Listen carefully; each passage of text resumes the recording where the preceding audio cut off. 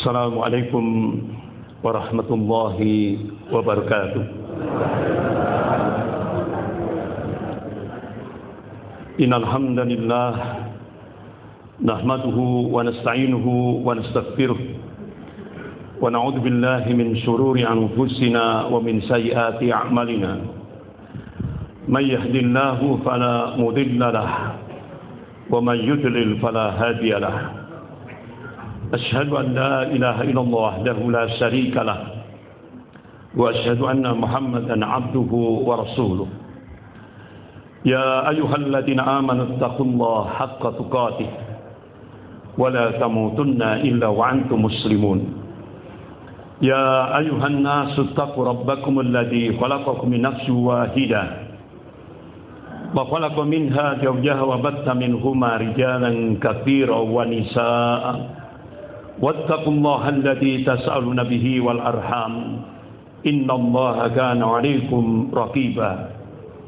Ya ayyuhalladzina amanu taqullaha wa qulu qawlan sadida yuslih lakum a'malakum wa yaghfir lakum dhunubakum wa may yuti'illaha wa rasulahu faqad faza fawzan 'azima. Amma ba'd.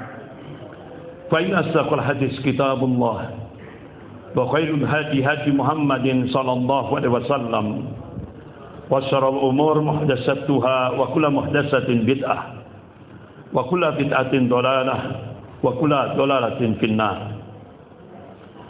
Ma'asyiral muslimin rahimakumullah, lebih khusus Bapak pimpinan Muhammadiyah cabang mana Pak? Puri, ya, beserta jajarannya termasuk Ibu-ibu Aisyah dan jajarannya, lebih khusus DKM Dewan Kemakmuran Masjid beserta jajarannya yang dimuliakan Allah, Bapak-bapak, Ibu-ibu. Pagi hari ini kita kembali mencoba membahas tentang masail ummah, problematika umat kontemporer atau kekinian. Allah Subhanahu wa taala yang menciptakan alam jagat raya ini. Allah Subhanahu wa taala yang menguasai alam jagat raya ini. Rotasi alam jagat raya ini. Allah Subhanahu wa taala yang menghidupkan dan yang mematikan makhluknya. Allah Subhanahu wa taala yang memberikan rezeki, yang meluaskan rezeki, yang menyempitkan rezeki. Allah Subhanahu wa taala yang meninggikan langit tanpa tiang ini, memberikan tanbih. Dalam surah Al-Imran ayat 140 Allah berfirman, a'udzubillahi minasyaitonir rajim, wa tilkal ayyam nudawwiluha bainan nas wa liya'lamallahu alladziina aamanu wa yattakhidha minkum syuhada wallahu la yuhibbudz dzalimin. Wa tilkal ayyam nudawwiluha bainan nas, dan masa kejayaan dan kehancuran, masa kemenangan dan kekalahan Allah pergilirkan di tengah-tengah manusia ini, supaya dari situ bisa diambil ibrah, pelajaran. Waliya'lamallahu alladziina aamanu, dan Allah ingin menunjukkan berita kebenaran ini pada hamba-hambanya yang amanu, yang beriman kepada Allah, yang muwahhid, yang mentauhidkan Allah dalam segala aspek kehidupan. Wa yattakhidha minkum syuhada, dan Allah ingin menjadikan sebagian mukmin gugur sebagai syuhada atau mati syahid. Wallahu la yuhibbudz dzalimin, dan Allah tidak mencintai orang-orang yang zalim. Sebagian mufassir menafsirkan wallahu la yuhibbudz dzalimin, maknanya Allah tidak mencintai orang mukmin yang tidak mau berjihad fisabilillah, di jalan Allah. Ma'asyiral muslimin rahimakumullah. Dari surah Al-Imran ayat 140 ini Allah mengabarkan tentang sunnatut tadawul, pergantian kepemimpinan dunia dari golongan mukmin kepada golongan kafir. Sebagaimana Rasulullah SAW mengabarkan dalam satu hadis dari Hudzaifah bin Yaman radhiyallahu an, Qala Rasulullah sallallahu alaihi wasallam, takun nubuwah fikum masyaallah an takuna thumma yarfa'uha idza sya'a yarfa'ha. Thumma takunu khilafatul alamin hajj nubuwah. Fayakunu masyaallah an takuna thumma yarfa'uha idza sya'a yarfa'ha. Thumma takunu mulkan adhan. Fayakunu masyaallah an takuna thumma yarfa'uha idza sa'a yarfa'ha. Thumma takunu mulkan jabriyah. Fayakunu masyaallah an takuna thumma yarfa'uha idza sa'a yarfa'ha. Thumma takunu khilafatul alamin haji nubuwah. Kemudian Rasulullah diam. Ini hadis rawahu Ahmad. Jadi dalam hadis ini Rasulullah mengabarkan tentang 5 periodisasi sejarah yang akan dialami oleh umat Rasulullah sallallahu alaihi wasallam. 5. Dan ulama-ulama ahli sunnah itu memprediksi sampai 1500 Hijriah. Kita sekarang masuk 1444 Hijriah. Berarti kurang 56 tahun. Tinggal ngitung berapa umur kita sekarang. Ditambah, kalau berarti 5 tambah 56 tahun. Cukup enggak kira-kira? Sampai enggak? Jadi Rasulullah mengabarkan mulai dari masa nubuah sampai mulkan adhan, itu golongan mukmin memimpin kurang lebih 1353 tahun. Ini diakui oleh pakar-pakar sejarah, baik dunia Islam maupun dunia Barat. Contoh kalau dunia Islam yang lebih banyak mewarnai di seluruh dunia Islam termasuk Indonesia, itu adalah pakar sejarah dunia Islam Syekh Profesor Dr. Ali Muhammad As-Salafi. Kemudian pakar sejarah dunia Barat, itu salah satu diantaranya adalah Arnold Toynbee. Jadi Arnold Toynbee itu pakar sejarah dari Britania, Inggris. Dia melakukan riset tahun 1954. Hasil risetnya dibukukan. Jadi judulnya Civilization on Trial, ujian atas peradaban. Dia sebagai pakar sejarah dunia Barat, yang dikenal di dunia Barat, dia objektif menulis dunia Islam pernah memimpin dunia ini sepanjang 1353 tahun. Ditulis. Kemudian muncul Crusade, perang salib episode yang pertama, kurang lebih sekitar 200 tahun. Kemudian disusul lagi perang salib episode yang kedua, kurang lebih 600 tahun. Indonesia kena jatah 350 tahun. Kemudian muncul lagi perang salib episode yang ketiga, mulai April 1992. Mulai dari mana? Bosnia Herzegovina. Kemudian bergeser ke Kosovo, terus sampai Indonesia kena jatah lagi perang salib episode yang ketiga, tahun 2000, Ambon. Berapa umat Islam yang dibantai? Kurang lebih 3.000-an saat sholat Idul Fitri. Kemudian berlanjut Poso. Berapa umat Islam yang dibantai di tengah-tengah mayoritas umat Islam seluruh Indonesia ini? Hampir 1.000 kaum muslimin di Poso. Bahkan pondok pesantren Muhammadiyah, pondok pesantren Wali Songo, itu puluhan muslimah, santriwati, ditelanjangi tanpa sehelai kain pun, disuruh berjalan sepanjang 2 kilo. Kemudian sampai ke tujuan diperkosa dengan cara-cara yang biadab. Tidak hanya itu, disayat-sayat tubuhnya. Kemudian dimasukkan karung goni, dilempar di sungai Poso. Qadarullah. Dari puluhan santriwati itu, Allah selamatkan 1. Itu sebagai saksi kunci bagaimana kebiadaban Tibo CS membantai kaum muslimin di Poso. Bahkan dokumen itu alhamdulillah saya dapatkan dari Ketua Majelis Ulama Poso, Kiai Haji Adnan Arsal. Sampai sekarang dokumen, foto-foto lengkap kebiadaban yang dilakukan oleh Kristiani radikal itu saya simpan, dan itu sejarah yang tidak bisa dihapus. Dan itu tidak pernah diekspos Jawa Pos, apalagi diekspos stasiun televisi. Ditutup rapat-rapat di tengah mayoritas umat Islam ini. Kenapa itu bisa terjadi? Rasulullah sudah mengingatkan 1444 tahun yang lalu Qala Rasulullah sallallahu alaihi wasallam, yusiku an tada'alikumul umamu min kulli ufuqin. Hampir-hampir umat-umat kafir itu saling menyeru, saling mengajak-ngajak untuk menyerang kalian min kulli ufuqin, dari segenap arah, dari segenap penjuru. Kama tada'a al-akalatu ala qasatiha. Kalian seperti makanan di atas nampan yang jadi rebutan orang-orang yang lapar. Sahabat tanya, "Qulna ya Rasulullah, amin qillatin bina nahnu yauma idzin." Wahai Rasulullah, apakah posisi kami minoritas?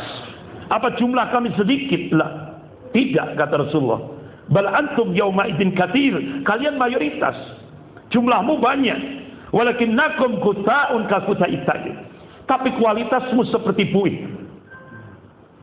Apa kualitas buih itu? Tidak punya prinsip, tidak punya jati diri, mudah diombang-ambingkan oleh musuh-musuhnya. Apa kalau dalam bahasa Jawa itu? Untuk itu.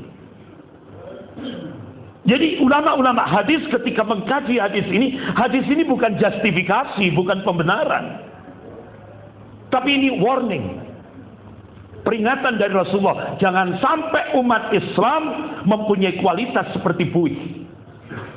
Manakala umat Islam punya kualitas seperti buih, Rasulullah memberikan peringatan yang cukup keras.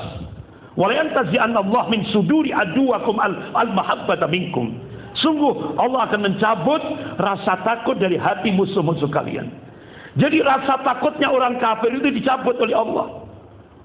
Wala yaktibanna Allah fi qulubikum al-wahn, dan Allah akan mencampakkan al-wahn di dalam hati-hati kalian. Sahabat tanya, "Ya Rasulullah, wa mal wahn?" Apa yang dimaksud al-wahn? Qala hubbud dunya wa karahiyatul maut. Cinta dunia dan takut mati. Jadi kalau penyakit selalu cinta dunia, takut mati, takut resiko perjuangan, ini sudah menghinggap di hati-hati kaum muslimin, apalagi di hati pemimpin kaum muslimin, saat itulah Allah akan cabut rasa takut dari hati orang-orang kafir. Dan kalian seperti makanan di atas nampan yang jadi rebutan orang-orang yang lapar. Kira-kira sudah terjadi tidak di Indonesia ini? Sudah. Kita mayoritas, tapi kita dikendalikan oleh oligarki. Bahasanya elegan, oligarki. Ya, padahal sebenarnya Cina, komunis lagi. Nah ini, mereka berkuasa, dan ini bukan saya yang ngomong, tidak tanggung-tanggung. Profesor Salim Said, Guru Besar Ilmu Politik dan Militer Universitas Indonesia, dosen Angkatan Darat, beliau memberikan statement. Sekarang ini kader-kader komunis yang menjadi bupati, wali kota, yang duduk menjadi menteri, staf menteri, ya, dan semuanya, bahkan sampai hampir 200 kader komunis menguasai parlemen Indonesia, 200 lebih. Sementara politisi Islam cuma 170-an. Dan ini saya tabayun, tidak hanya sekedar, bukan provokasi, bukan fitnah, karena kita diperintah fatabayyanu, tabayun. Saya coba tabayun ke Komisi 7 DPR RI, Pak Ridwan Hisam. Kebetulan rumahnya dekat dengan saya di Permata Jingga. Saya tanya, "Pak Ridwan, ini saya dapat info 200 lebih kader-kader komunis itu menguasai parlemen, legislatif. Benar enggak?" "Benar Ustaz. Bahkan kondisinya sekarang itu parlemen itu 4D. Ini realitas empirisme. 4D. Datang, duduk, diam, duit. Itu. Ini nyata, bukan rahasia lagi. Ini yang ngomong Komisi 7 DPR RI. Bapak-bapak, ibu-ibu yang dimuliakan Allah. Jadi kata Profesor Salim Said, kader-kader komunis itu sekarang sudah melakukan balas dendam kepada umat Islam, ulamanya dan Islam. Dengan apa? Dengan kekuasaan. Menggunakan kekuasaan. Terasa enggak kira-kira? Sudah terasa. Jadi sekarang ini kita dikendalikan oleh oligarki Cina komunis lagi. Ini. Makanya bapak-bapak, ibu-ibu yang dimuliakan Allah, sejarah akan berulang. Allah ingatkan dalam surah Al-Fatih ayat 23 ini. A'udzubillahi minasyaitonir rajim. Sunnatullahi allati qad khalat min qabl. Wa lan tajida sunnati tabdila. Sunnatullah itu berlaku sejak dulu dan kalian tidak akan pernah menemukan perubahan akan sunnatullah. Artinya apa? Sejarah akan berulang yang membedakan warna dan kualitasnya. Kalau dulu di akhir pemerintahan Soekarno dimunculkan ideologi baru, makanya pengkhianatan itu sering terjadi oleh kelompok-kelompok nasionalis sekuler. Tapi kaum muslimin di Indonesia mulai dari pendirian negara Republik Indonesia sampai sekarang tidak pernah mengkhianati komitmen bersama. Tapi seringkali pengkhianatan itu dilakukan oleh kalangan komunis nasionalis sekuler di Indonesia sampai hari ini. Contoh, di akhir pemerintahan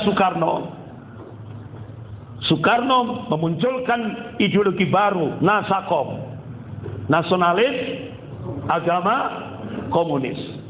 Nasionalisnya PNI, Partai Nasionalis Indonesia yang dipimpin Soekarno, agamanya NU waktu itu, kemudian komunisnya PKI. Akhirnya Soekarno pidato, Nasakom bersatu, hancurkan kepala batu. Akhirnya PNI, NU, PKI bersatu melawan Masumi dan HMI. Benar tidak? Hak itu Pak. Terutama bapak-bapak, ibu-ibu yang sudah sepuh mengalami sejarah itu. Ternyata Allah kabarkan sejarah akan berulang. Sekarang muncul lagi Nasakom jilid 2. Nasionalisnya dilakukan putrinya. Kalau dulu ayahnya, sekarang putrinya. Agamanya Islam Nusantara. Komunisnya PKI Perjuangan. Jadi itu. Atau yang sering disebut dengan KGB, komunis gaya baru. Ini nyata Pak, hak. Karena Allah sendiri yang mengabarkan. Ya. Allah sendiri yang mengabarkan. Bapak-bapak, ibu-ibu yang dimuliakan Allah, langsung sudah prolognya selesai, langsung personel yang 3. Ada pertemuan di Pulau G. Itu pertemuan elit. Nggak perlu saya sampaikan karena etika. Hasilnya saja. Dari info intelijen A1. Oligarki memberikan 3 opsi. Opsi yang pertama, penambahan kekuasaan. Apa kalau bahasa Jawa Pak? Imbuh. Tanduk. Perpanjangan kekuasaan. 3 periode. Ini opsi yang pertama. Dan ternyata benar. Ya kan?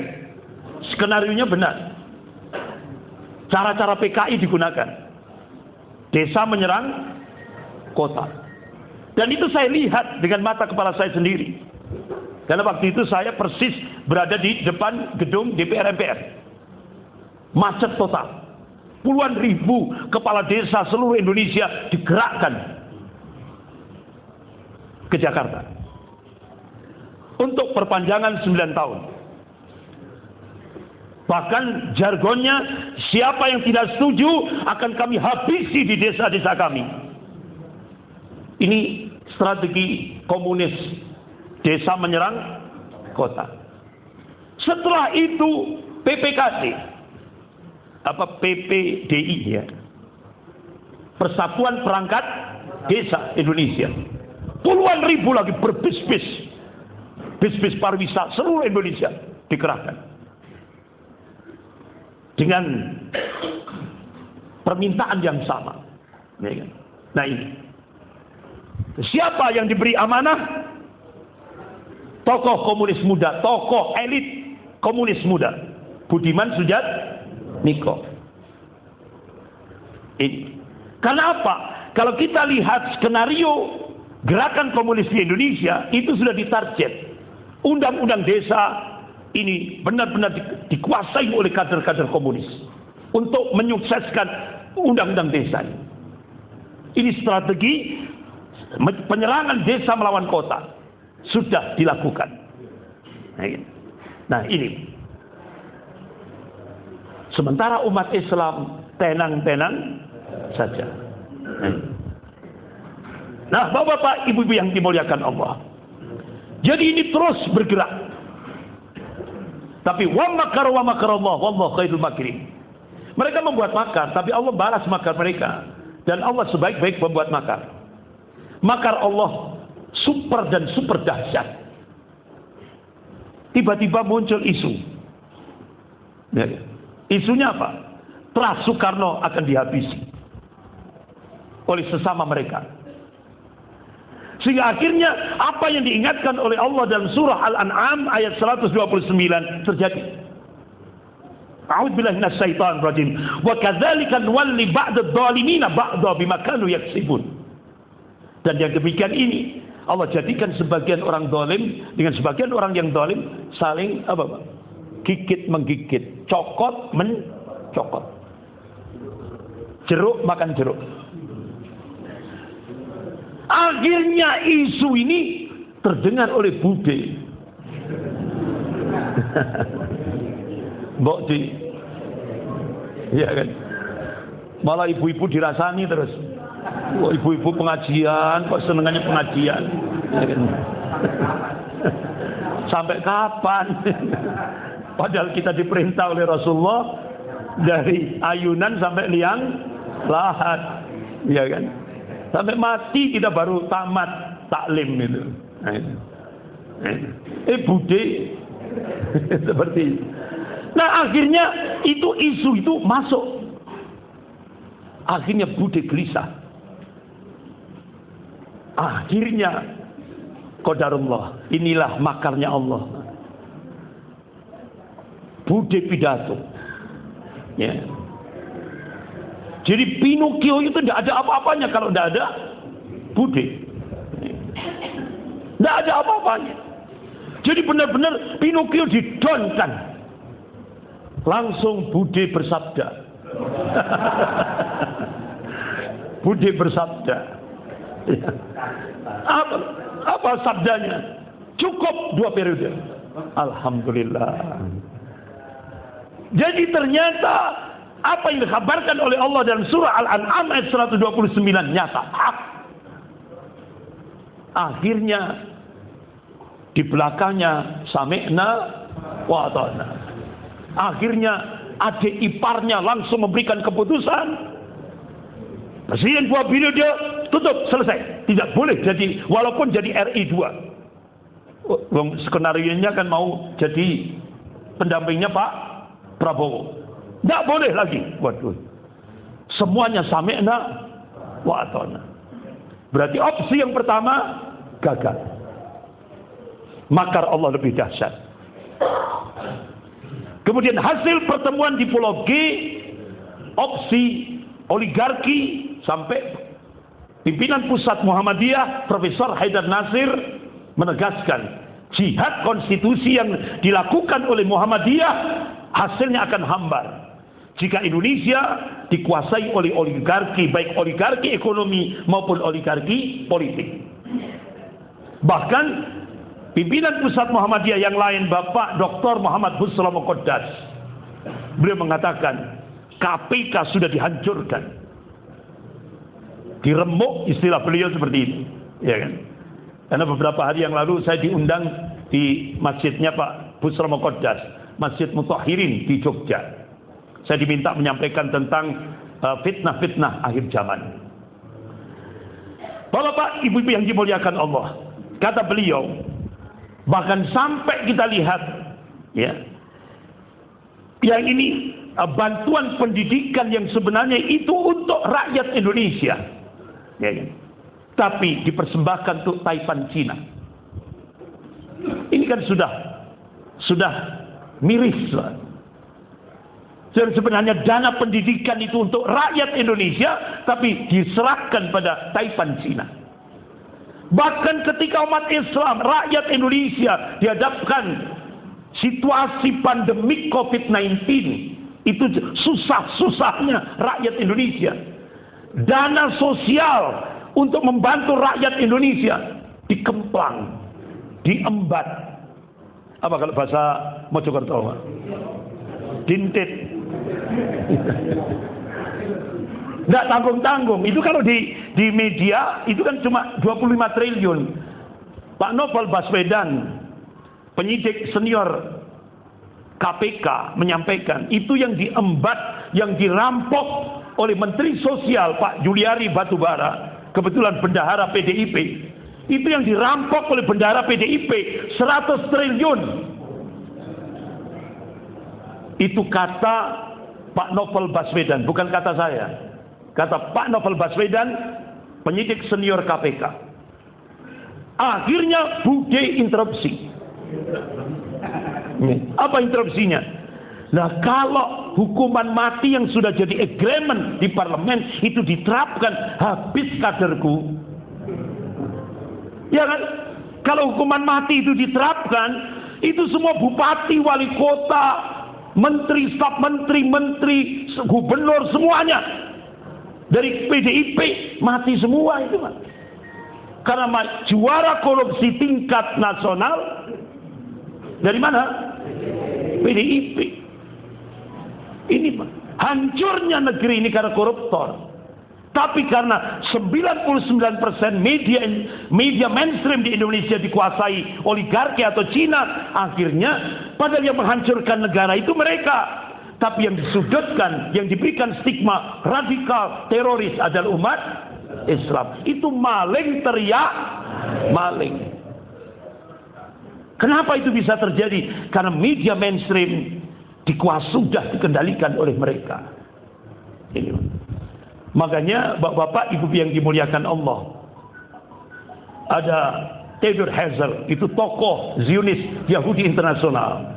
Dia mengatakan kalau ingin menguasai dunia modern, apalagi kita masuk pada era digital, itu ada 3 senjata yang harus kita kuasai.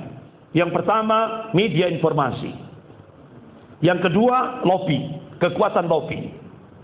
Yang ketiga, public relation. Itu yang harus kita kuasai. Kalau itu sudah kita kuasai, insya Allah.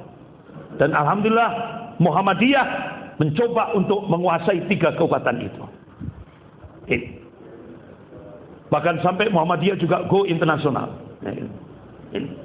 Bapak-bapak, ibu-ibu yang dimuliakan Allah. Akhirnya opsi yang kedua tadi. Opsi yang pertama gagal. Opsi yang kedua,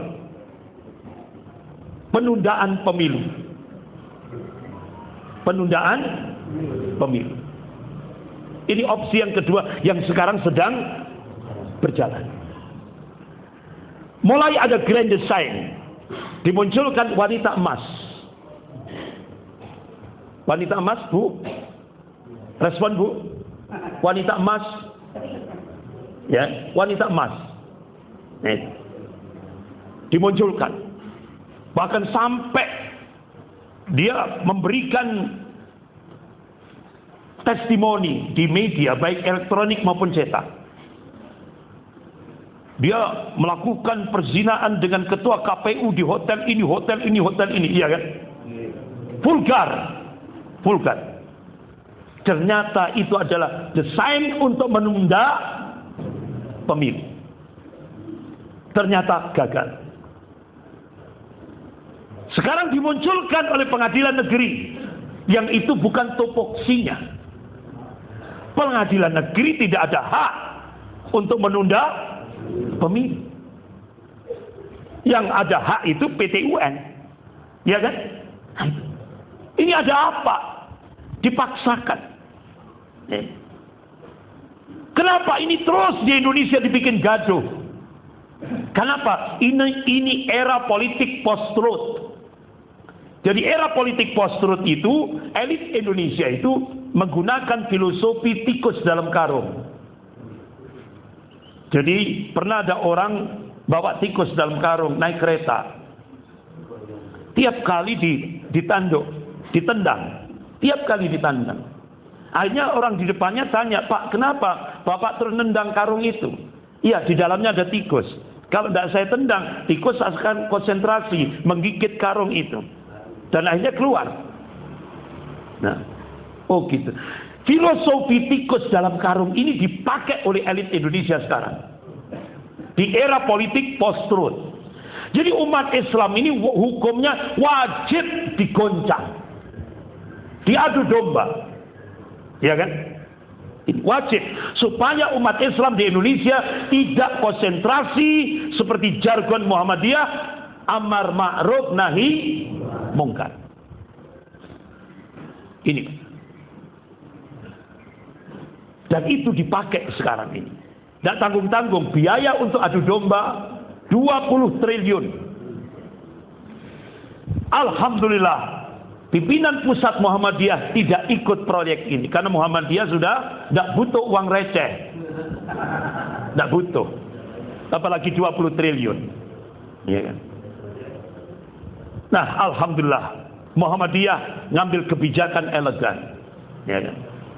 Dan akhirnya bapak-bapak, ibu yang dimuliakan Allah, ini yang harus diantisipasi. Tapi Alhamdulillah, pakar-pakar hukum tata negara sudah memberikan statement. Ini. Mudah-mudahan opsi kedua ini gagal. Ya. Amin ya rabbal alamin. Kemudian opsi yang ketiga apa? Presiden proksi. Dan ini akan all out. Ya kan? Bagaimana strateginya? Habisi Anies Baswedan. Berapa biayanya? 300 triliun. Untuk menghabisi Pak Anies Baswedan. 300 triliun sudah disiapkan. Ini. Sementara mantan Panglima TNI Bapak Jenderal Purnawirawan Gatot Nurmantio dalam sebuah seminar, ya, beliau mengatakan Cina untuk membeli Indonesia cukup menyiapkan 50 triliun. Tapi Cina untuk menghabisi Pak Anies Baswedan dia siapkan 300 triliun. Berarti Indonesia dan Pak Anies Baswedan menurut kacamata Cina lebih berbahaya Pak Anies Baswedan. Karena apa? Inilah urgensi imamah dalam perspektif Islam. Pentingnya kepemimpinan dalam perspektif Islam. Kenapa? Imamah, konsep imamah dan perspektif Islam itu masuk wilayah akidah, bukan muamalah. Makanya kenapa Allah ingatkan kita hamba-hamba Allah ini 19 ayat dalam Al-Quran Allah haramkan memilih pemimpin kafir. Ini kan? Tapi Nasakom jilid 2 apa yang ditetapkan oleh Allah itu dirubah. Sehingga muncul fikih Islam Nusantara. Salah satu yang menonjol bolehnya memilih pemimpin kafir. Bahkan kata-kata kafir dirubah jadi non-muslim. Ini Pak. Ini seperti ini. Jadi ternyata lemahnya umat Islam di Indonesia itu bukan karena kuatnya golongan kafir. Tapi lemahnya umat Islam di Indonesia karena banyaknya bermunculan kelompok munafik. Ini yang terjadi. Tapi kita masih yakin wa man nasru illa min indillahil azizil hakim. Kemenangan itu datangnya dari Allah yang Maha Perkasa, lagi Maha Bijaksana. Oleh karena itu saya sependapat dengan fatwa Kiai Sahal, pimpinan Pondok Pesantren Gontor. Ya. Jadi untuk 2024 niatkan jihad konstitusi memilih pemimpin ideologis walaupun kalah. Di atas kertas walaupun kalah. Tapi insya Allah hisabnya di yaumil akhir ringan. Jangan sekali-kali memilih presiden proksi, presiden boneka Cina, walaupun menang, walaupun kita ditimbun dengan fulus min amplopi bin fulus. Jadi, kalau kita goyah, Nanti hisabnya di yaumil akhir berat. Ingat itu. Karena milih pemimpin itu masuk wilayah akidah. Pilihlah pemimpin ideologis. Jangan memilih pemimpin proksi, boneka Cina. Yang sudah dibangun, sekarang sudah dibangun itu, sekarang sudah berjalan. Tapi di tengah-tengah kepedean, percaya diri, oligarki, saya dapat info A1. Di tengah-tengah percaya diri oligarki, ternyata mereka sudah siap dengan jet-jet pribadi. Berarti kan kalau walaupun sudah pede, percaya diri dengan biaya 300 triliun untuk menghabisi Pak Anies Baswedan, ya kan? Ya. Fir'aunnya sudah ada, Haman sudah ada, Korun sudah ada, ular kobra sudah, ya. Tinggal Musa dan tongkatnya. Jadi ini yang terjadi. Bapak-bapak, ibu-ibu yang dimuliakan Allah. Kembali, itu tadi prolog ya berarti ya. Sekarang masuk materi. Jadi tadi prolog, mohon maaf, prolog itu tadi. Sekarang kita masuk materi. Ya. Tadi sudah dalam mukadimah sudah saya sampaikan, Allah pergilirkan kepemimpinan dunia dari golongan mukmin pada golongan kafir. Nah sekarang Indonesia dicengkeram oleh imperialisme Cina. Imperialisme Cina. Bahkan Jepang yang pernah menjajah Indonesia 3,5 tahun memberikan warning, hati-hati terhadap imperialisme Cina. Bahkan tokoh-tokoh ulama kita mengkhawatirkan apakah Indonesia nanti seperti Tibet, Uighur. Apakah Indonesia nanti seperti Angola? Apakah Indonesia nanti seperti Sri Lanka? Wallahu a'lam. Itu kekhawatiran-kekhawatiran yang disampaikan oleh ulama-ulama di Indonesia. Makanya kenapa pada saat istimewa ulama ketiga di Hotel Sentul Bogor, alhamdulillah waktu itu saya ikut juga. Akhirnya dibacakan hasilnya oleh Kiai Haji Muhyiddin di kantor Majelis Ulama Indonesia Pusat. Jadi ulama seluruh Indonesia sepakat akan munculkan opsi, yaitu mengangkat seorang panglima dengan jargon iskariman au mutsyahidan untuk menyelamatkan negara kesatuan Republik Indonesia. Karena mantan Panglima TNI Bapak Jenderal Purnawirawan Gatot Nurmantio menyatakan benteng terakhir penyelamatan negara kesatuan Republik Indonesia ini adalah umat Islam. Sementara TNI sudah di-cut dengan Undang-Undang Nomor 34 Tahun 2004. TNI sudah tidak dibolehkan masuk wilayah Sospol. Dikunci. Sehingga jangan menyalahkan TNI. Karena TNI sudah dikunci. Kenapa? Karena sudah dikuasai KGB, komunis gaya baru. Polri sudah, apalagi Brimob sudah dikuasai oleh oligarki Tahir. Bahkan namanya Sri Dato Tahir. Jadi iparnya koordinator 9 Naga James Riyadi. Jadi bapak-bapak, ibu-ibu yang dimuliakan Allah, inilah imperialisme Cina. Bahkan sampai 2 pakar intelijen dunia, 2 pakar strategi perang dunia, Peter Warren dan August Cole, melakukan riset. Hasilnya dipublish. Apa hasilnya? Diprediksi tahun 2030 di Indonesia akan terjadi bencana geopolitik. Apa bencana geopolitik? Artinya di Indonesia, sudah tahun 2030 diprediksi tidak ada lagi Indonesia. Yang ada adalah Indo-Cina. Ini. Oleh siapa? PKC, Partai Komunis Cina, dan Taipan Cina. 9 naga, oligarki. Ini Akhirnya dua mantan Panglima TNI, yaitu Bapak Jenderal Purnawirawan Djoko Santoso dan Bapak Jenderal Purnawirawan Gatot Nurmantio, merespon dari investigasi, dari hasil riset dari dua tokoh intelijen dunia ini, Peter Warren dan August Cole. Kata dua mantan Panglima TNI ini, bisa jadi lebih cepat dari tahun 2030. Lebih cepat dari tahun 2030. Kira-kira tanda-tandanya bagaimana? Sudah. Yang pertama, ini skenario Cina untuk melakukan cengkraman pasca Pilpres 2024 dan 2029. Sudah disiapkan skenarionya. Yang pertama, dengan modus investasi dan bisnis. Ini penjajahan gaya baru. Tanpa perang. Bahasanya elegan, investasi. Padahal realitasnya invasi. Ini penjajahan gaya baru. Kalau dalam bahasa militernya perang nirmiliter, non militer.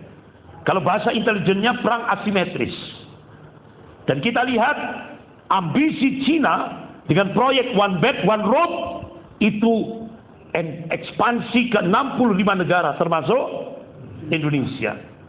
Dan menguasai hampir 70% populasi dunia dengan strategi One Belt One Road.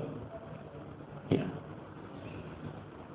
Satu-satunya negara ASEAN yang menolak investasi atau penjajahan imperialisme Cina cuma Malaysia. Apa?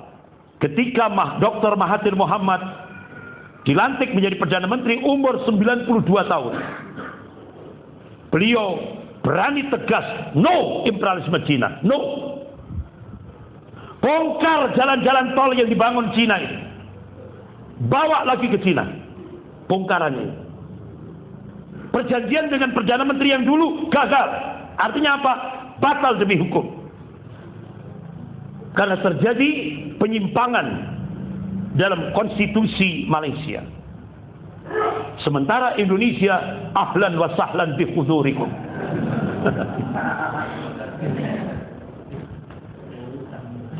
Jadi lewat modus investasi dan bisnis mencengkeram pertambangan, kehutanan, perkebunan, perikanan, properti, bahkan sudah Presiden memberikan kepres keputusan Presiden bolehnya Cina membeli properti di Indonesia. Dan ini mulai masif sejak tahun 2014. Strategi yang kedua, mengkondisikan domestik. Yang pertama, menyuap penguasa pusat dan daerah. Baik itu eksekutif, yudikatif, dan legislatif. Mulai pusat dan daerah. Yang tadi sudah saya sampaikan. Yang kedua, mengendalikan aparat keamanan. Semua sudah dibeli. Jenderal-jenderal sudah dibeli. Yang masih konsisten tinggal kolonel ke bawah. Buat regulasi baru. Sudah. Ini hasil, padahal ini sudah dipantau oleh Cina. Indonesia ini sudah dikaji oleh Cina itu 1986. Ada Kongres Partai Komunis Cina di Beijing. Kesimpulannya, hasilnya ada 3 hambatan. Cina melakukan penetrasi ke Indonesia. Hambatan yang pertama, regulasi. Undang-undang anti komunis. TAP MPRS nomor 25 tahun 66. Undang-undang nomor 27 tahun 1999. Hambatan yang kedua, positioning Pancasila sebagai musuh komunis masih solid. Hambatan yang ketiga, sikap anti komunis umat Islam se-Indonesia termasuk Mojokerto masih solid. Akhirnya ternyata 3 hambatan sudah jebol semuanya. Hambatan pertama, kenapa? Kenapa ini bisa terjadi? Karena parlemen sudah dikuasai kader-kader komunis. Sehingga akhirnya hambatan pertama dijebol dengan undang-undang HIP. Rancangan undang-undang HIP. Begitu DPR menyerahkan ke pemerintah, pemerintah cukup mengganti casingnya saja. HIP diganti dengan BPIP. Tapi substansinya sama. Hambatan kedua, positioning Pancasila sebagai musuh komunis dijebol lewat undang-undang Omnibus Law. Sekarang diganti jadi undang-undang Ciptaker, agak elegan. Padahal undang-undang Omnibus Law itu lebih jahat dari penjajahan Belanda. Makanya benar Pak Karno, kalau kami dulu melawan penjajah Belanda, kalian nanti akan menghadapi bangsamu sendiri. Musuhmu itu adalah bangsamu sendiri. Siapa mereka? Pengkhianat-pengkhianat bangsa. Benar tidak? Benar. Hambatan yang ketiga dijebol oleh Cina lewat strategi divide et impera. Adu domba dengan biaya 20 triliun untuk adu domba sesama umat Islam. Karena ini era politik post-truth. Umat Islam harus diadu, digoncang terus, dibuat gaduh terus. Ini. Makanya stigma radikal, teroris itu hanya hantu yang diciptakan oleh Cina untuk menjadikan umat Islam Indonesia menjadi musuh number one. Itu. Kemudian rangkul Taipan etnis Cina sudah. Yang setelah itu bentuk buzzer. Sehingga akhirnya Indonesia membentuk buzzer. Ade Armando, Abu Janda, Eko Kontadi, Rudi Kamri, Habib Kribo, dan sebagainya dan sebagainya. Dan ini dilindungi oleh Mabes Polri, digaji oleh negara dari APBN, dari pajaknya umat Islam seluruh Indonesia termasuk pajaknya umat Islam Mojokerto. Digunakan untuk menggaji penista-penista Islam yang melecehkan Allah, yang melecehkan Rasulullah, yang melecehkan Al-Quran, yang melecehkan Islam, yang melecehkan ulama. Ini digaji.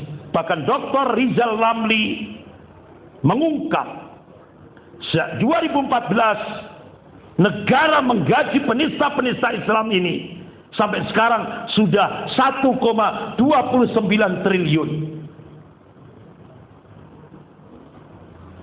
Sementara umat Islam tenang-tenang saja. Karena pajak beda dengan zakat. Kalau zakat dari orang kaya untuk orang miskin, tapi pajak dari orang miskin untuk orang kaya. Ini. Kemudian media pro Cina hampir 99% sudah dikuasai oligarki. Strategi yang ketiga, lakukan secara bertahap untuk mendatangkan buruh-buruh dari Cina. Sudah? Sudah.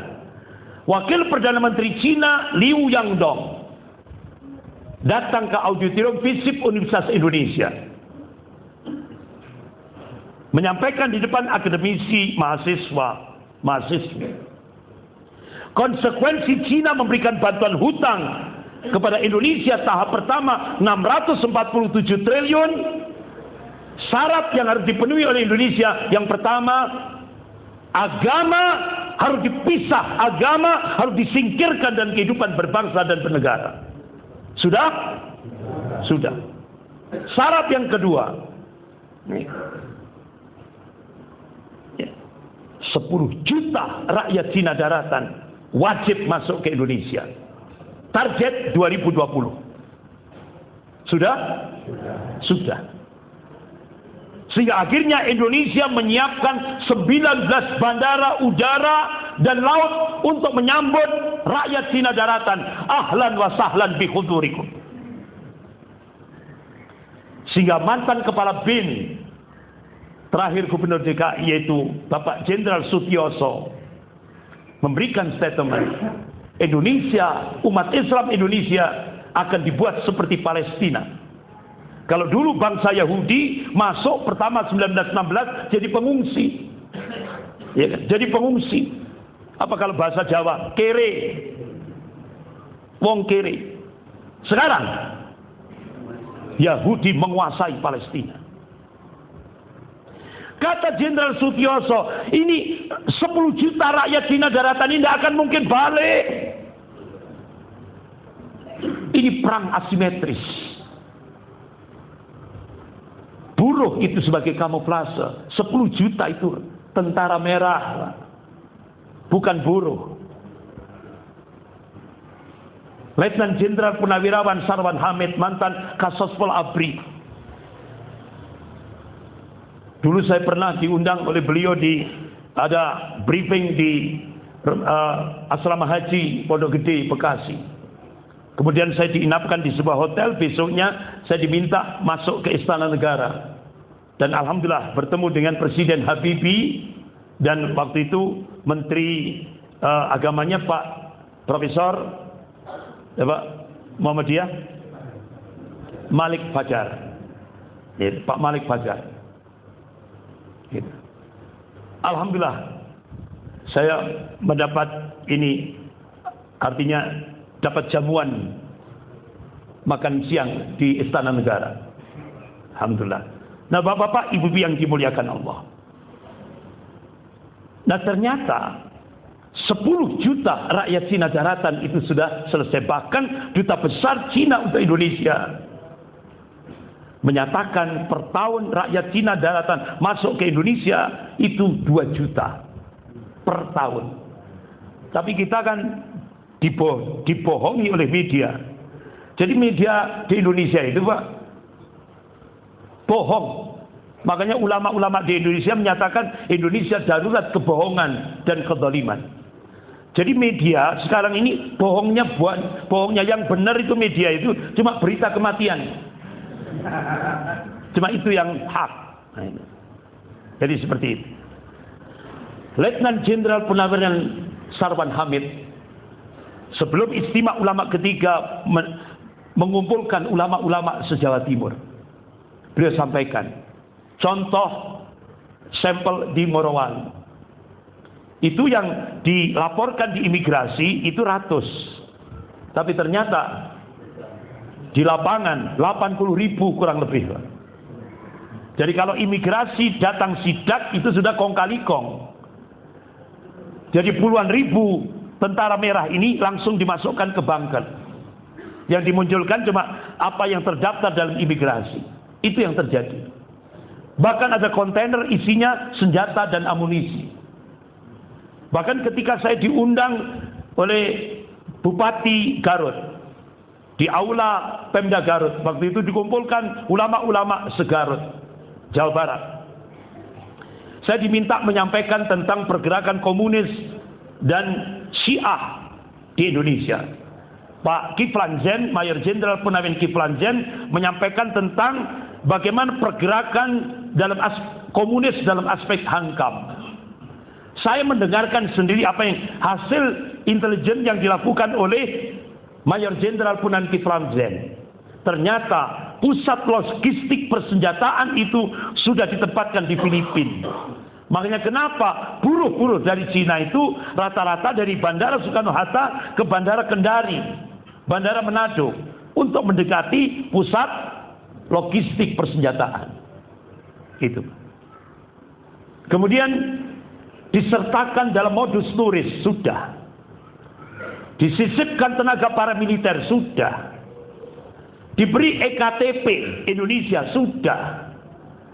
Menikahi warga lokal, sudah. Strategi ketiga sudah dilaksanakan. Kemudian strategi yang keempat, memperkuat area investasi, yaitu membangun kawasan eksklusif. Contoh, Pantai Indah Kapuk. Padahal itu wilayah Jakarta. Tapi bapak ibu kalau masuk Pantai Indah Kapuk wajib bawa paspor. Karena itu sudah dikuasai Cina. Bahkan pimpinan pemuda Pancasila Pak Yapto, ketika di Balai Kartini, gedung Balai Kartini, dia sampaikan, itu kawasan eksklusif ini rata-rata mereka sudah disiapkan speedboat. Kalau di Indonesia terjadi chaos, mereka lari ke Singapura.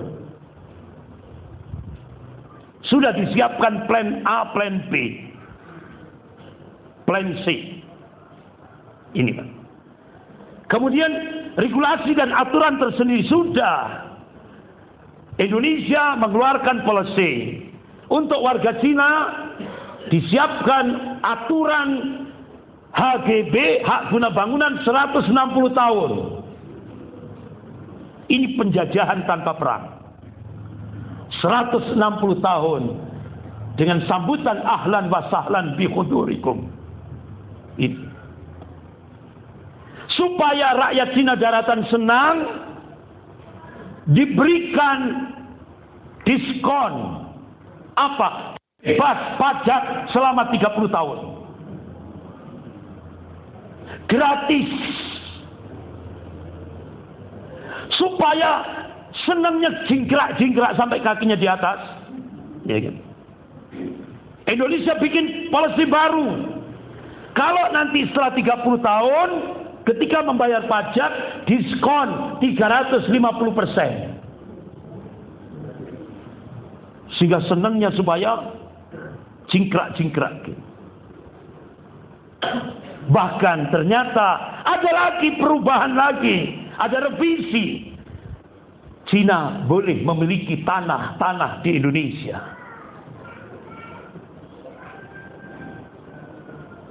Kemudian mempersiapkan senjata dan amunisi. Alhamdulillah, Badan Intelijen Strategis Mabes Angkatan Darat membongkar kasus ini.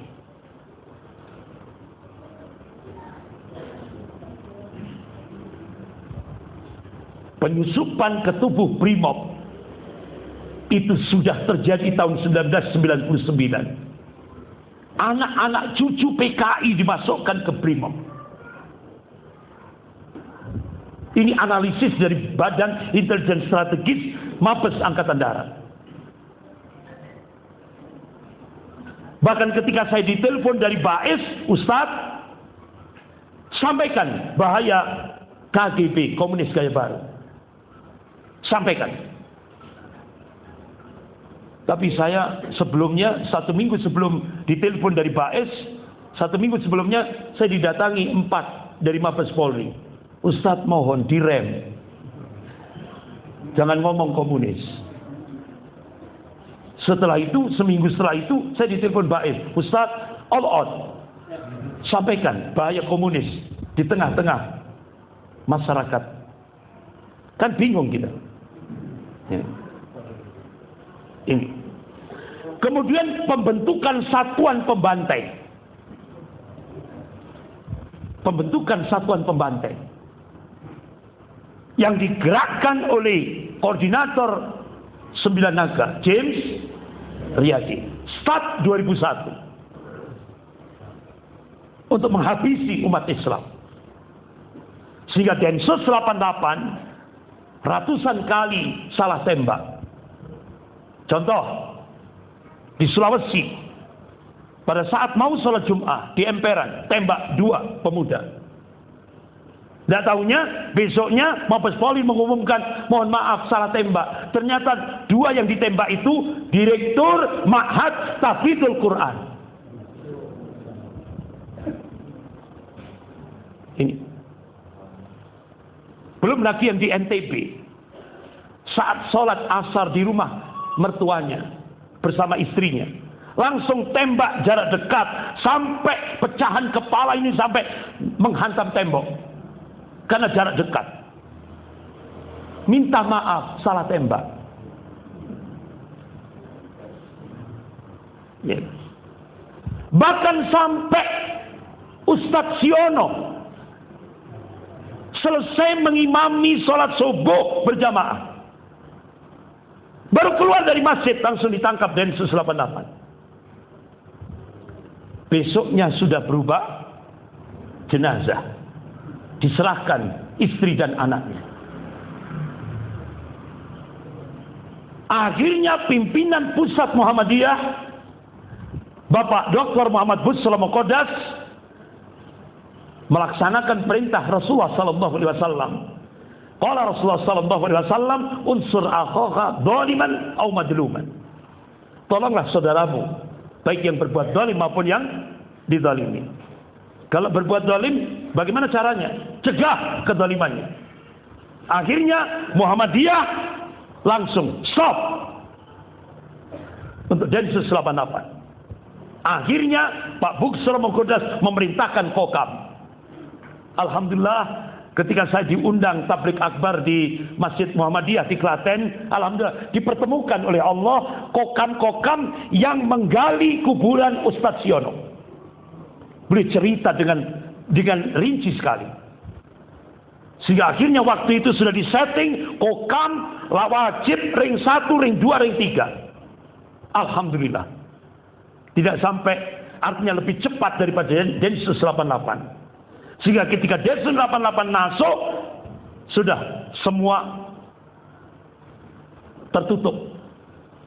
Jadi ring 1 dikuasai Kokam, ring 2 dikuasai Kokam, ring 3 dikuasai Kokam.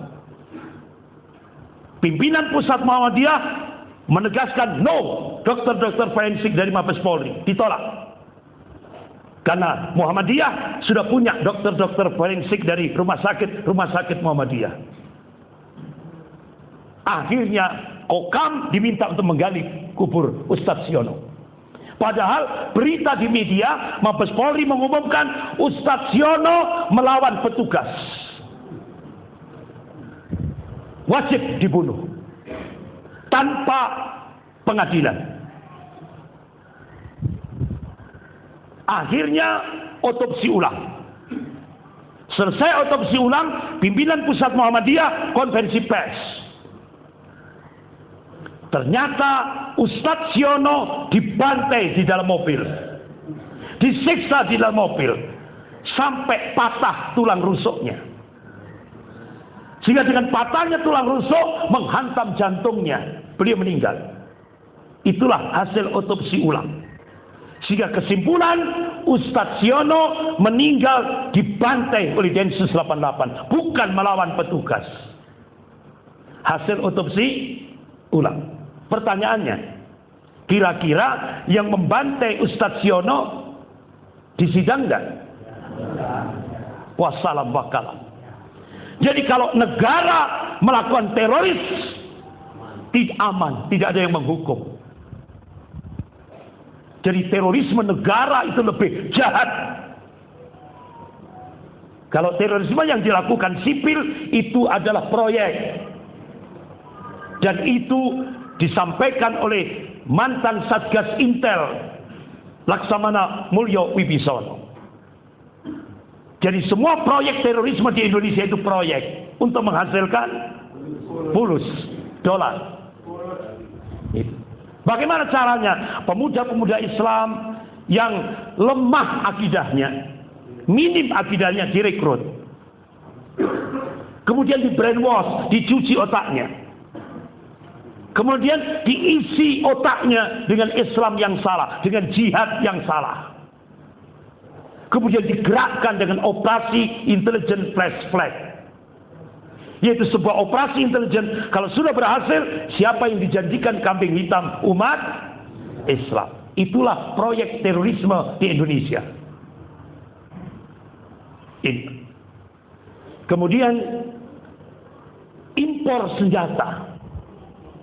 Terbongkarnya latihan tempur BRIMOB dengan senjata berat. Artinya apa? Senjata BRIMOB lebih canggih daripada senjata TNI. Itu hak, Pak. Saya diajak diskusi oleh guru besar Universitas Brawijaya. Ustadz, sekarang perbandingan TNI dan Polri 1:3. TNI 1, Polrinya 3. Makanya senjata paling canggih milik Polri, bukan milik TNI. TNI dilemahkan. Bahkan dulu Kopassus itu ranking 3 tingkat dunia. Sekarang down, langsung turun drastis.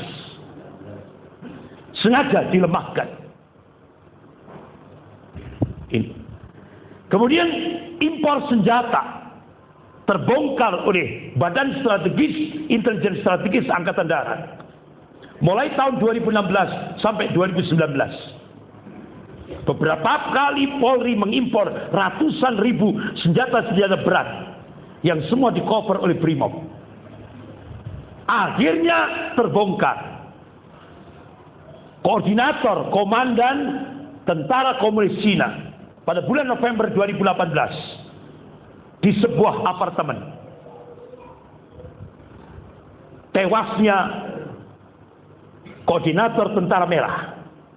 Tahun 2018 ini ternyata ditemukan di dalam apartemen itu belasan senjata-senjata tempur berat oleh Badan Intelijen Strategis Mabes Angkatan Darat.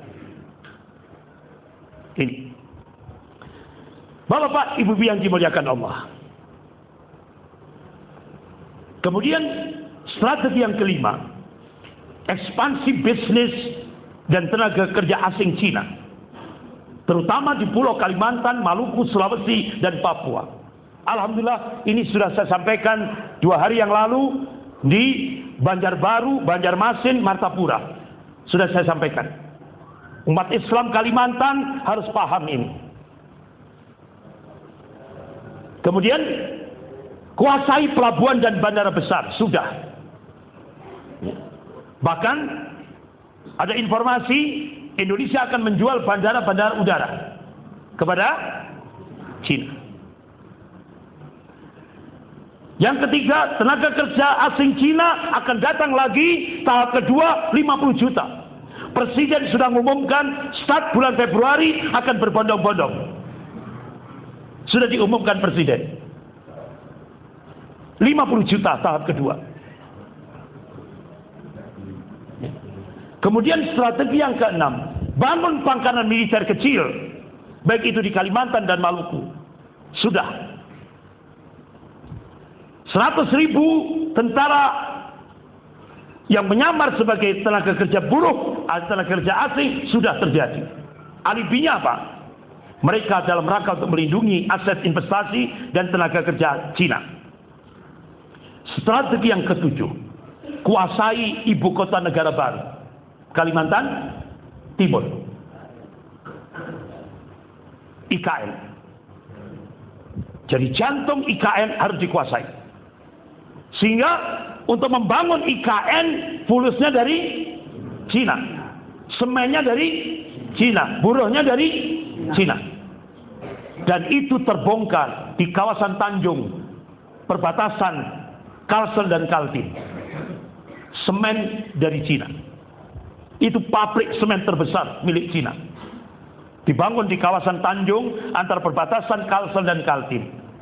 Alhamdulillah sudah saya sampaikan 2 hari yang lalu nih, di Banjarbaru, Banjarmasin, dan Martapura. Kuasai tanah dan gedungnya. Jadi kalau IKN itu jadi, Indonesia wajib nyewa.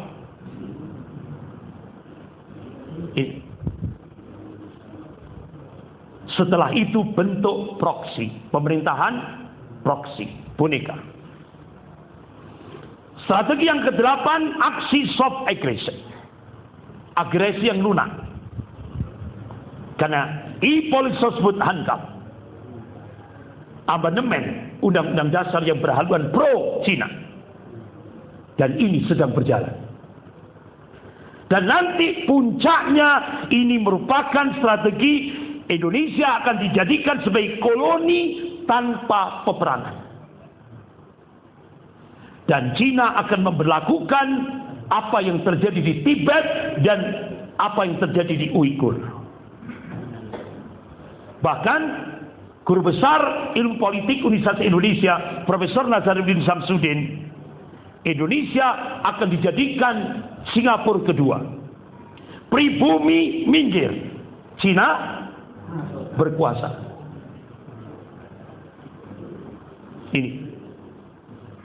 Dan setelah itu akan didatakan 10 proyek reklamasi itu akan dihuni 200 juta rakyat Cina daratan.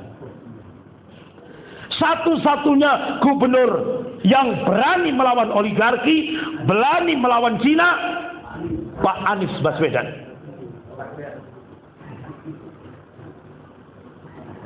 gagal proyek reklamasi di Jakarta, Teluk Jakarta. Ini. Tapi masih ada 9 proyek reklamasi yang lain.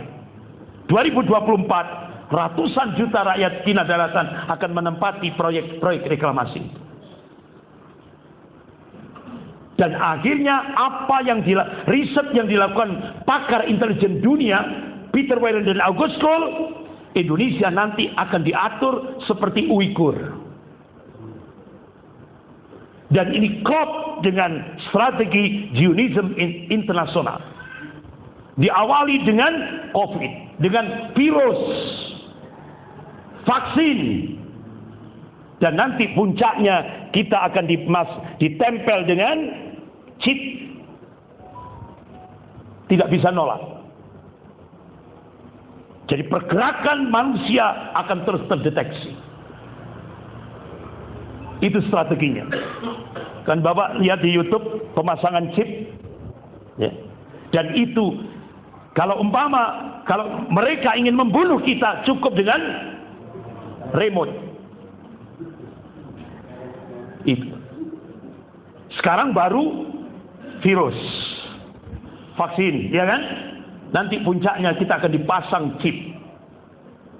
Ini. Bapak Ibu tambah sumpah. Ya. Memang saya sengaja. Ya. Supaya Bapak Ibu tambah sumpah. Kenapa? Insya Allah kalau sumpah doanya makbul. Ya kan? Karena kata Rasulullah, doa orang yang terzalimi insya Allah tidak ada hijab. Ya kan? Sengaja saya buat sumpah. Kenapa? Hingga akhirnya kita malam hari bisa tawajuh kepada Allah. Yanzilu Rabbuna ila sama'i dunya thuluthul akhir. Allah turun di langit bumi pada sepertiga malam, 2/3 malam akhir. Dan Allah akan menantang kita. Siapa yang berdoa akan aku kabulkan. Siapa yang mohon pertolongan akan aku beri pertolongan. Kita punya Allah. Kita masih punya Allah. Apa yang saya sampaikan mulai awal sampai akhir ini tadi kecil di hadapan Allah. Yang akbar Allah. Kita diyakinkan oleh Allah dalam surah Al-Imran ayat 139 sebagai penutup. A'udzubillahi minasyaitonir rajim. Wala tahinu wala tahzan wa antumul a'launa in kuntum mu'minin. Jangan kamu pesimis. Jangan kamu merasa inferior, merasa rendah, jangan. Jangan kamu merasa marginal, merasa terpinggir, tidak boleh sama Allah. Wala tahzan, jangan kamu sedih. Wa antumul a'launa, sesungguhnya kamu itu tinggi. Coba dalam ayat itu Allah gunakan kata a'la. A'la itu kan isim tafdhil. Artinya yang disifati oleh ayat itu bisa tinggi, bisa unggul. Kalau kita korelasikan di Indonesia, pertanyaannya, kapan umat Islam di Indonesia bisa unggul? Kapan umat Islam di Indonesia bisa tinggi?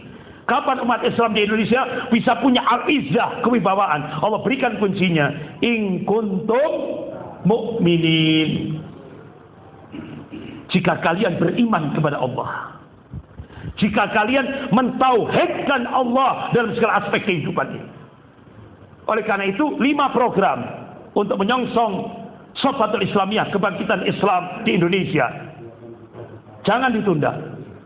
Program yang pertama, dakwah tauhid ini sebagai solusi syar'i. Dakwah tauhid harus terus kita gerakkan, jangan sampai berhenti. Karena syarat mutlak kemenangan tauhid di dunia wal akhirah. Program yang kedua, jadikan pesantren-pesantren kita, madrasah-madrasah kita, lembaga-lembaga pendidikan Islam kita menjadi sarana strategis untuk membangkitkan Sofatul Islamiyah. Yang ketiga, ayo jadikan umat Islam di Indonesia, khususnya di Mojokerto, melek politik. Jangan sampai buta politik.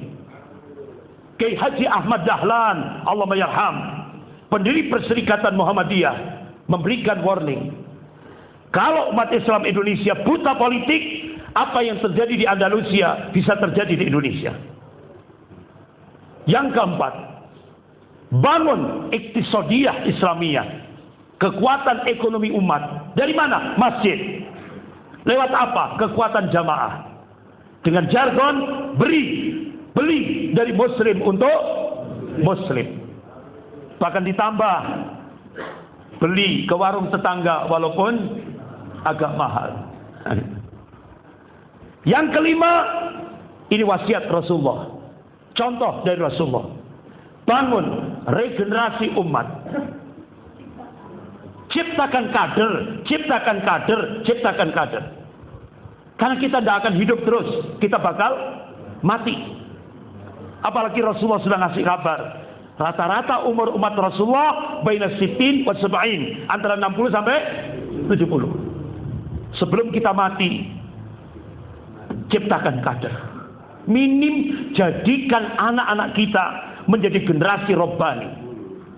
Generasi yang semua aktivitasnya, pola pikirnya rujuk ilal Quran dan Sunnah. Kembali kepada Al-Quran dan As-Sunnah. Ini Pak.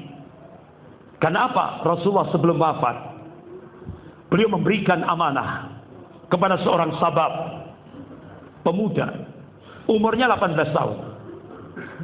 Padahal masih banyak veteran-veteran perang Badar yang ahli perang. Tapi kenapa Rasulullah justru memilih pemuda, umurnya 18 tahun? Kalau di Indonesia kan tingkat SMA. Masya Allah, Rasulullah memberi amanah. Kamu saya amanai jadi panglima perang. Untuk siapa? Menghadapi dua negara adidaya, dua negara superpower, Persia dan Romawi. Nah, sekarang umat Islam Mojokerto dihadapi dua negara adidaya lagi, Cina dan Amerika. Siapkan pemuda untuk menghadapi dua negara adidaya, Cina dan Amerika. Masya Allah. Khalifah Abu Bakar As-Siddiq radhiyallahu an, Khalifah Umar bin Khattab radhiyallahu an bersikap sami'na wa ata'na. Dilaksanakanlah amanah Rasulullah. Akhirnya biidznillah, atas izin Allah, ta'yidullah, pertolongan Allah, Persia dan Romawi bisa ditaklukkan. Masya Allah. Dan insya Allah akan muncul dari Mojokerto, namanya Usama bin Zaid bin Harithah, akan muncul lagi di Mojokerto. Ya kan? Insya Allah bisa menghadapi dua negara superpower, Cina dan Amerika. Insya Allah kita semua siap? Ya. Siap menolong agama Allah? Ya. Siap menolong negara kesatuan Republik Indonesia? Ya. Siap menolong ulama? Ya. Siap membela ulama? Ya. Siap membela adinul Islam? Ya. Takbir! Allahu Akbar. Bapak-bapak, ibu-ibu yang dimuliakan Allah, inilah 5 program. Jangan ditunda. Mudah-mudahan apa yang kita kaji pagi hari ini mendapatkan ridho dari Allah Subhanahu wa taala. Wallahu a'lam bishawab. Kita akhiri dengan doa kafarat majelis. Subhanakallahumma wa bihamdika asyhadu an la ilaha illa anta astaghfiruka wa atubu ilaik. Wabillahi taufiq wal hidayah. Wassalamualaikum warahmatullahi wabarakatuh.